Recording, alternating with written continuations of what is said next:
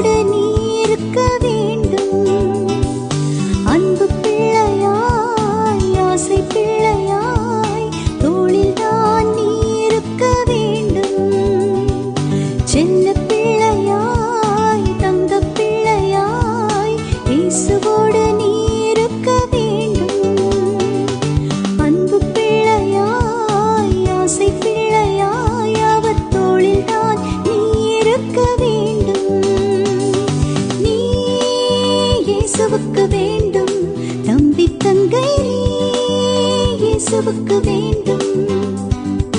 நீ இயேசுவுக்கு வேண்டும், தம்பி தங்கை நீ இயேசுவுக்கு